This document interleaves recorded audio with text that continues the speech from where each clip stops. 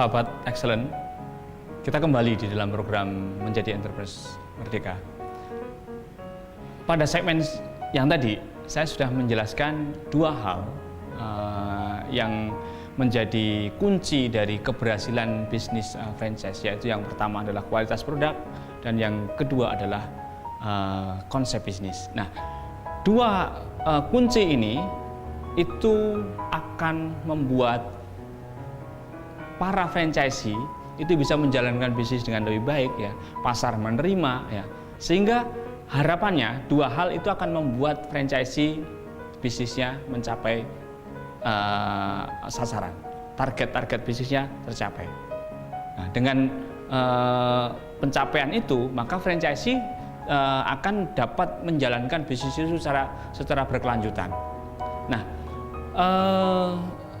selanjutnya adalah apakah ketika seorang franchisee atau bisnis yang terjadi di outlet itu berhasil, kemudian franchisornya dijamin berhasil? Jawabannya adalah belum tentu. Jadi banyak sekali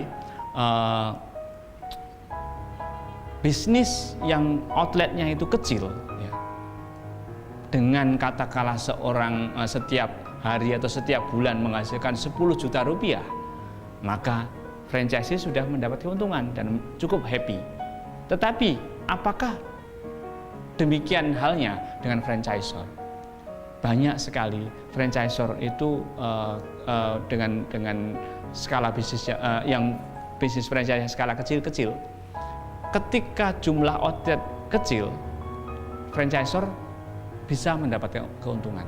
Tetapi ketika jaringannya berkembang, jumlah outletnya bertambah sampai ratusan, ternyata bukannya tambah untung bagi franchisornya, tetapi tambah berat untuk menjalankan bisnis itu. Bahkan tidak jarang mereka harus kemudian secara keuangan defisit dan harus berhenti, bisnis itu terhenti. Jadi apa di sini yang menjadi masalah? Yang ketiga, jadi yang pertama tadi produk, konsep bisnis, yang ketiga adalah skala bisnis. Skala bisnis ini adalah penting bukan bagi franchisee, tetapi penting bagi franchisor. Dengan skala bisnis yang terlalu kecil, maka royalti yang diterima oleh franchisor jumlahnya juga akan kecil. Dengan jumlah yang kecil, ketika itu disebarkan dalam jaringan yang cukup luas, dalam jumlah outlet yang sangat besar, ya, franchisor memerlukan sumber daya yang cukup untuk mengelola jaringan franchise-nya dengan baik, dan itu tidak bisa dicukupi hanya dengan mendapatkan franchise fee, royalty fee yang kecil tadi. Nah, oleh karena itu skala bisnis itu haruslah sesuatu yang besar. Contoh misalnya bisnis-bisnis yang sebulan hanya mendapatkan 10 juta, 15 juta, itu bagi franchisor itu sangat berisiko, karena ketika mempunyai jaringan yang 100 mungkin baru akan merasakan masalahnya. Royalti yang dikumpulkan tidak mampu mencukupi biaya operasional franchisornya. Dengan demikian, ya, faktor skala ini, ketika skalanya terlalu kecil, maka meskipun franchisee-nya happy, franchisee-nya bisa mendapat keuntungan, maka franchisornya mungkin di dalam waktu 3 tahun atau 4 tahun dia harus menyerah, ya, harus give up, ya, karena tidak mampu lagi menjalankan tugasnya sebagai franchisor. Dan ini banyak kita lihat di Indonesia. Saya menyebut yang ini adalah franchisor yang mati sebelum masa franchise berakhir, karena dia tidak mampu menjalankan fungsinya sebagai franchisor. Nah, jadi itu yang ketiga. Yang keempat adalah sering kita lihat bahwa meskipun franchisee-nya sukses, franchisornya sebetulnya juga mendapat keuangan yang cukup, tetapi setelah 5 tahun, 6 tahun, 7 tahun, akhirnya cabangnya semakin lama semakin sedikit, banyak cabang yang berubah merek menjadi mereknya sendiri ya. Nah, setelah itu berkelanjutan terus, akhirnya franchisornya juga ditinggalkan oleh semua franchisee-nya. Nah, ini yang saya sebut sebagai franchise yang retention-nya rendah.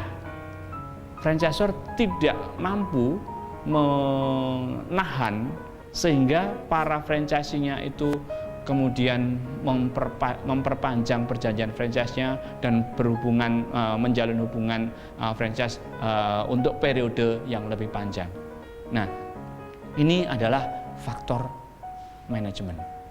Franchisor ketika sudah menjalankan bisnis franchise dengan baik, jaringan franchise-nya sudah berjalan dengan baik, franchisor pun harus membangun sistem organisasi, mekanisme pengendalian yang cukup mengimbangi perkembangan dan pertumbuhan jaringan franchise yang dimiliki. Nah, kegagalan franchisor di dalam membangun organisasi dan sistem tadi ya, bahkan juga mungkin pengaturan mekanisme pengaturan keuangan ya, kegagalan franchise dalam menjalankan fungsi itu akan berakibat pada franchisee tidak mendapat layanan, tidak mendapatkan support yang memadai dari franchisor.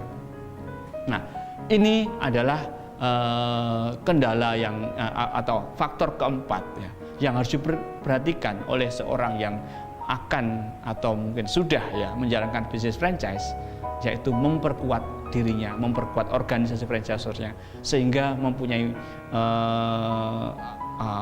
mampu menjalankan perannya untuk mensupport operasional manajemen franchisee secara profesional.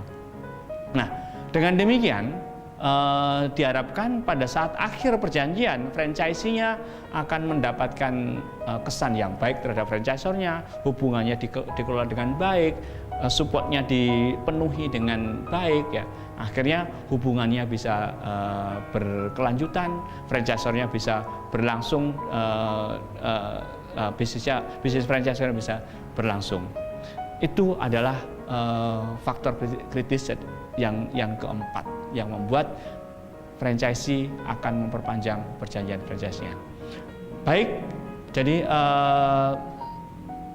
mitra sahabat excellent, saya sudah menyampaikan 4 hal terkait dengan apa yang harus diperhatikan seorang franchisor dalam menjalankan bisnis franchise ini sehingga bisnis itu bisa berjalan dengan baik dan berkelanjutan. Pada kesempatan segmen yang terakhir nanti saya akan sampaikan bagaimana franchise itu dapat kuat, dapat membuat bisnis kita kuat seperti yang tadi saya ilustrasikan sebagai sapu lidi.